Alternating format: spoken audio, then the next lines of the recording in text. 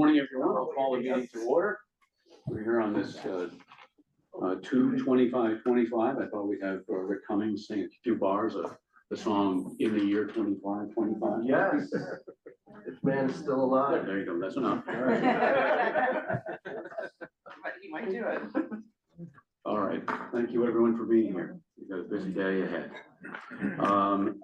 We're going to start with the consent agenda, which consists of the minutes of last month's meeting, plus the 2024 investment report. If any of you would like to pull either of these out and discuss them in depth, please say so or raise your hand. Otherwise, I'll accept the motion to adopt the consent agenda. Second. All in favor? Aye. Anyone opposed? Motion is carried. Thank you. On to the governance and nominating committee. Rachel Levine, the chair, is with us, and she has a new board member to nominate. Yes, you can find his, well, it's a little bit of a CV, Gary Graziano. What page is that? It does not, it's page 11. Yeah, page 11. We interviewed him, governance and nominating committee interviewed him. He's a longtime resident of Hudson. He has held senior level positions with Ginsburg and Colarusso. He manages two businesses that are here in the building. They are named Hudson Valley Resource Group, which is a payroll services company, and Hudson Investigative and Security Services. So he's a private investigator. So he's extremely business competent in the building. We are a payroll client. He handles our payroll. So I just need to make that known to everyone.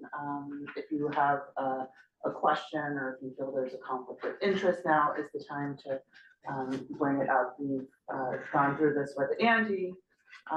So Andy, is there anything you want to share? Or yeah, no, it's really not a conflict of interest. The thing that we're always considering when we're considering appointing someone or electing someone to the board is, can they serve as an independent member? That's a specific term that's within our charter. And you know, I think wisely, the way the public authorities law works is someone can have business with an organization and still be deemed an independent member, provided it's a nominal kind of interaction. And that's statutorily defined. So if someone is garnering less than $15,000 in income over a 2-year period, that's statutorily kind of a small nominal contact. They retain their independent stature and could be elected to the board. In this instance, I think it's $185 a month. It's far below. It's roughly $4,000 every 2 years or something. So we looked at that prior to even interviewing Gary, and there's no issue with him being an independent member and being considered for. Okay.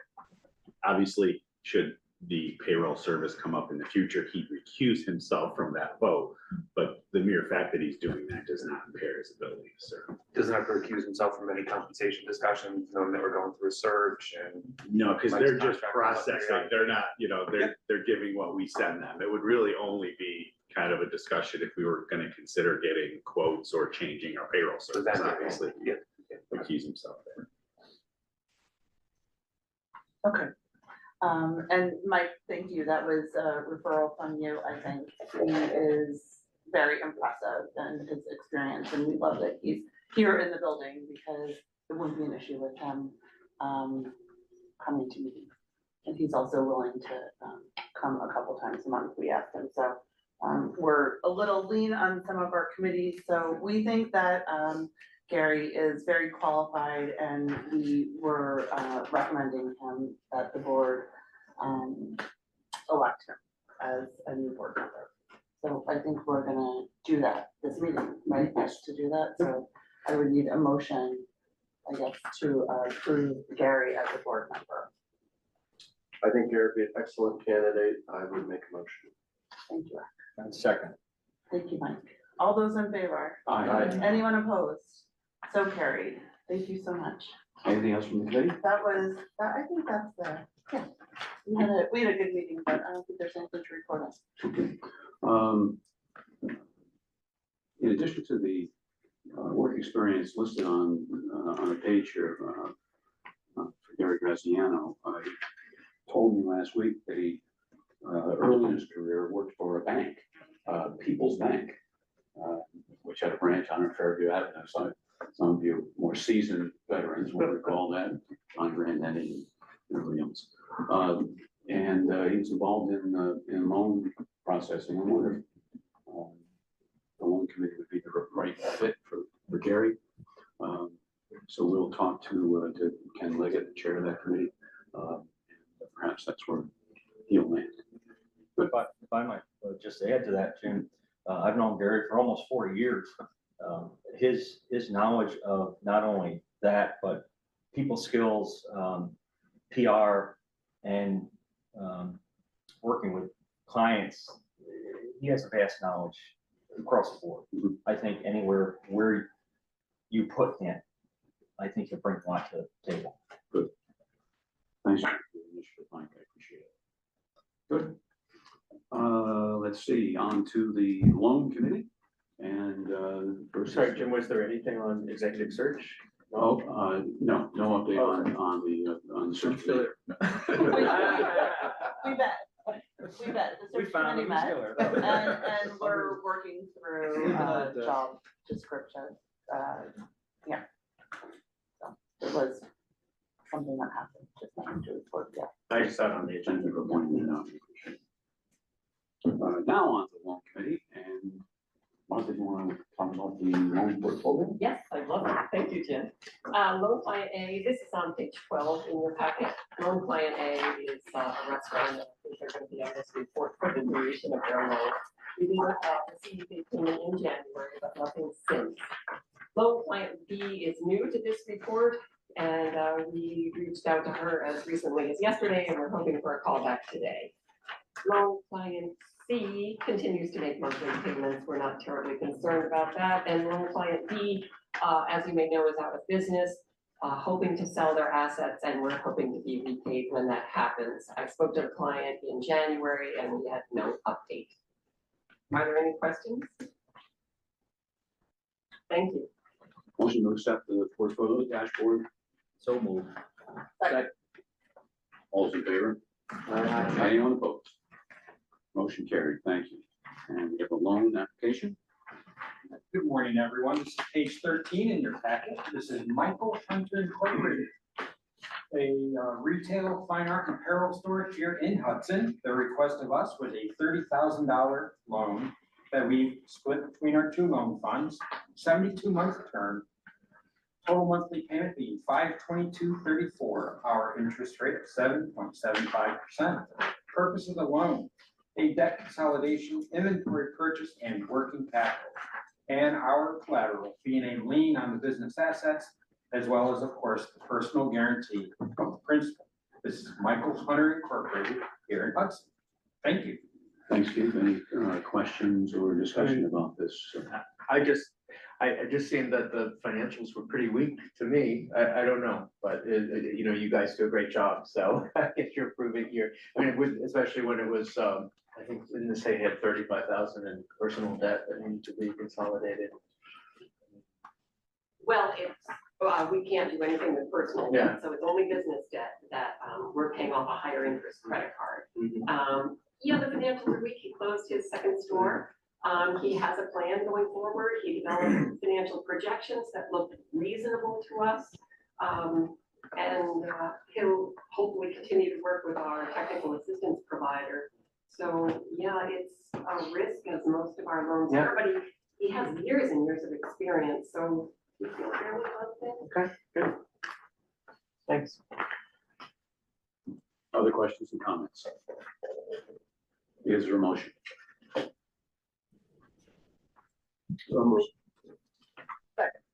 All in favor? Aye. Anyone opposed? The loan is approved. Thank you. Mike, it's over to you for the President's CEO report. Thank you very much. We do not have the printed treasurer's report. We're working with the auditors to get the year-end adjustments so that we can update for January. But we do have a preliminary draft. Our total assets are 5.4 million, up 291,000, primarily due to additional grant monies received and additional SBA loans. On our liability side, our liabilities are up 299,000, again, because we borrowed money, an additional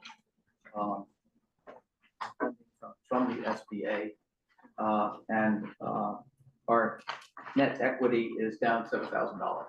So it's a very stable balance sheet, but there's a lot of noise in and out in the course of a year or a month because more a year. These are annual comparisons due to the loan program. In fact, we have $163,000 more on the street than we had this time last year. So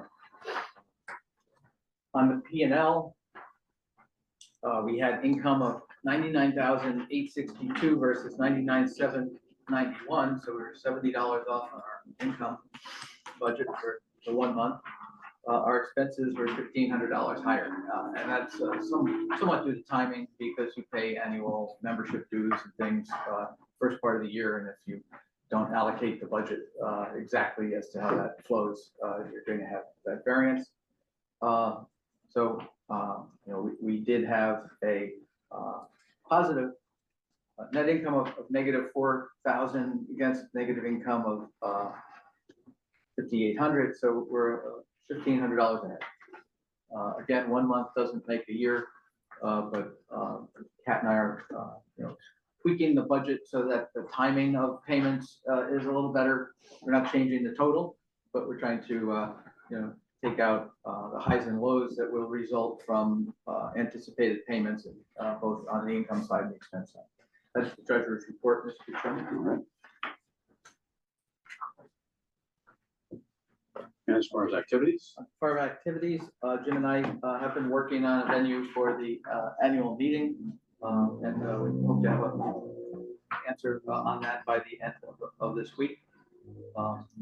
And we also have been working on broadband and a number of other housing issues, but I'm going to yield my time to the strategic planning process today and give you a further update at the next meeting.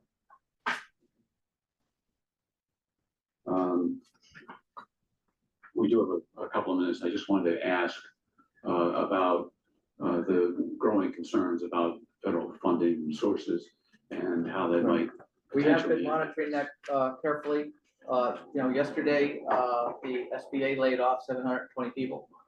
I did call our regional director in Syracuse yesterday to tell him, is there anything we can do as a customer and partner to assist them? I offered to contact the other upstate micro lenders and do a joint letter. He asked us to hold off on that. We do have a $67,000 open payable from the fourth quarter of last year, which is the second quarter of the grant. We do have $125,000 of grant income under contract through June 30th. We are not yet panicked in the cycle as to applying for next year's grant or another tranche of loan funds because the timing of that is usually in April. But Martha is in touch with her contact in Washington as recently as last week, but hasn't heard from him since. Yeah. It's a concern. I did do an analysis that if we were the money we have available to lend from the SBA, the loans on the street that are collectible, plus the $300,000 in the 15% cash reserve account, and paid the SBA back, we would have about $750,000 net.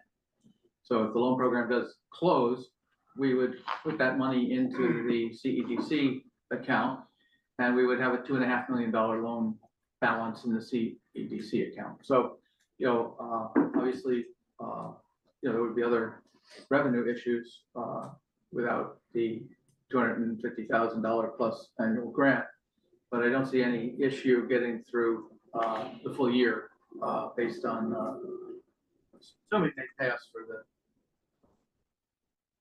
what they're contractually obligated to pay, and I think that's likely. So, but we are monitoring it. And also some of our Office of Community Renewal money grants that we get and pass on to businesses directly is federal money. And, you know, I do think we're on guard. And I think we're as close to it as anyone, and I don't know anyone has any real answers. So the Workforce Development System is fully federally funded under the Workforce Innovation Opportunity Act. We've been getting updates in the same kind of fashion as Mike's been getting. But it's our understanding. So right now we have our funding through the end of our program year, which is the end of June, already in hand. And New York State Department of Labor has told us that they have been given the numbers that we will be getting for our next program year. So as long as the federal budget passes, we will be getting funding, but our entire system is federally funded. So in your conversations, advocate for us. We do get state funding for certain grants that we do. They work very closely together. But there is also a lot of talk that the bill that funds us will be going up for reauthorization, which will have some changes in how we allocate our funding. But it's our understanding that it is a bipartisan supported, fully supported bill. So we're optimistic that that should go through this year as